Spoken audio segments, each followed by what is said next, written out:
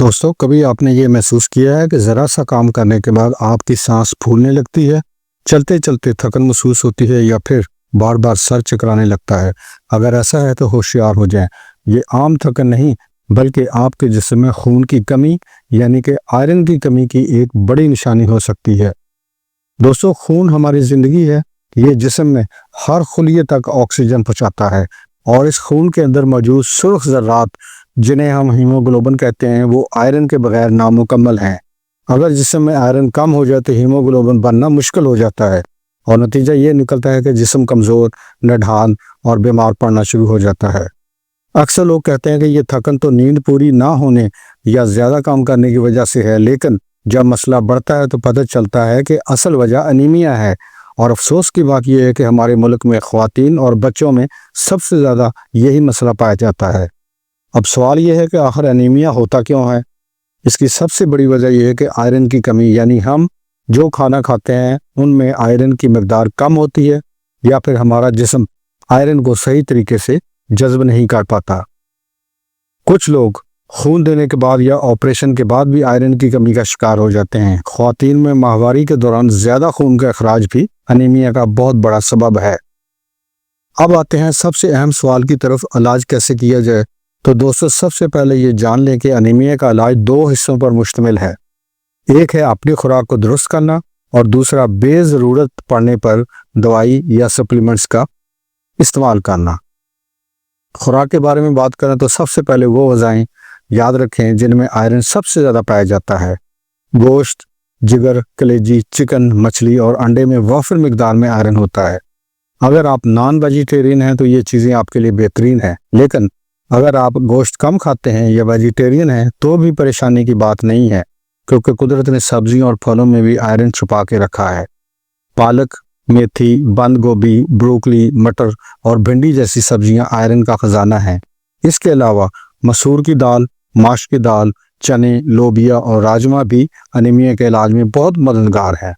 خشک میوہ جات جیسے کھجور، کشمش، خوبانی، انجیر اور آلو بخارا بھی آئرن سے بھرپور ہیں۔ خاص طور پر کشمش اور کھجور تو انیمیا کے مریضوں کے لیے قدرتی دوائی ہیں۔ لیکن دوستو، صرف آئرن کھانا کافی نہیں ہے، اسے جسم میں جذب بھی ہونا ضروری ہے، اور یہاں ایک خاص بات ہے، آئرن کے ساتھ وٹامن سی لینا لازمی ہے، کیونکہ وٹامن سی آئرن کو جسم میں جذب کرنے میں مدد دیتا ہے۔ مثال کے طور پر اگر آپ دال یا پالک کھا رہے ہیں تو ساتھ میں لیموں کا رس شامل کریں، یا پھر کھانے کے بعد سنترا، مالٹا یا امرود کھا لیں۔ اس طرح آئرن زیادہ تیزی سے جسم میں شامل ہوگا۔ اب بات کرتے ہیں ان چیزوں کی جو آئرن کے جذبے کو روک دیتی ہیں۔ جی ہاں، کچھ ایسی غذائیں بھی ہیں جو آئرن کے ساتھ جسم میں رکاوٹ ڈالتی ہیں، جیسے چائے اور کافی سب سے بڑی مثال ہیں۔ اگر آپ نے ابھی آئرن والی غذا کھائی ہے اور فوراً چائے پی لی تو سمجھ لیں کہ آئرن ضائع کر دیا۔ اس لیے ڈاکٹروں کا مشورہ ہے کہ چائے یا کافی کم سے کم 2 گھنٹے کے وقفے کے بعد پئیں۔ اسی طرح کولڈ ڈرنکس اور زیادہ کیلشیم والی چیزیں بھی آئرن کے جذب میں رکاوٹ ڈالتی ہیں۔ اس لیے اگر آپ دودھ پی رہی ہیں تو کوشش کریں کہ اسے آئرن والی خوراک کے ساتھ نہ لیں، بلکہ الگ وقت پر استعمال کریں۔ انیمیا کے علاج میں صرف خوراک ہی نہیں بلکہ طرز زندگی بھی اہم کردار ادا کرتی ہے۔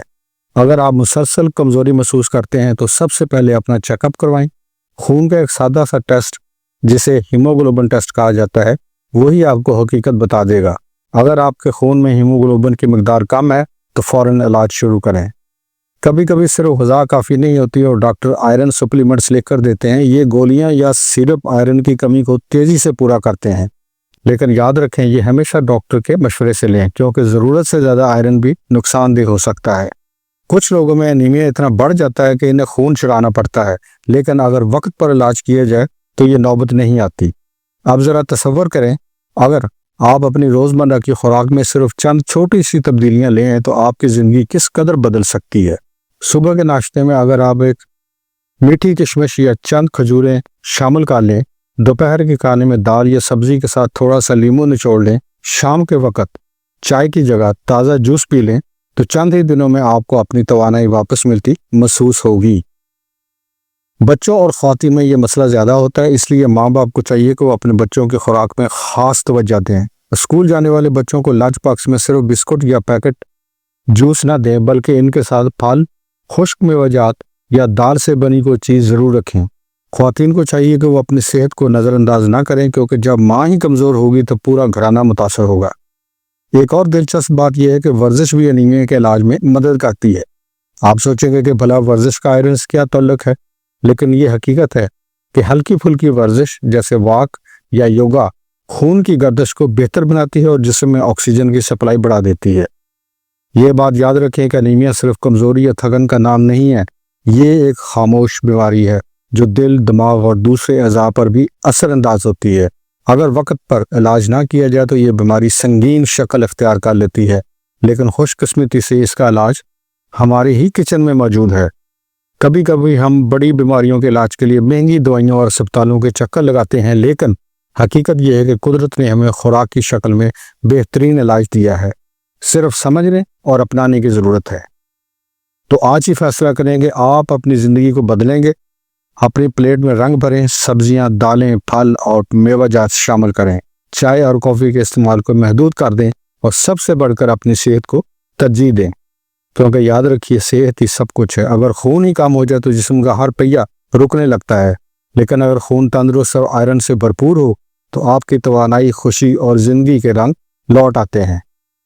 دوستو، یہ تھا آج کا ہمارا موضوع، انیمیا یعنی کہ آئرن کی کمی کا علاج۔ امید کرتے ہیں کہ آپ کو یہ باتیں پسند آئی ہوں گی اور اپنی زندگی میں ان کو ضرور اپنائیں گے۔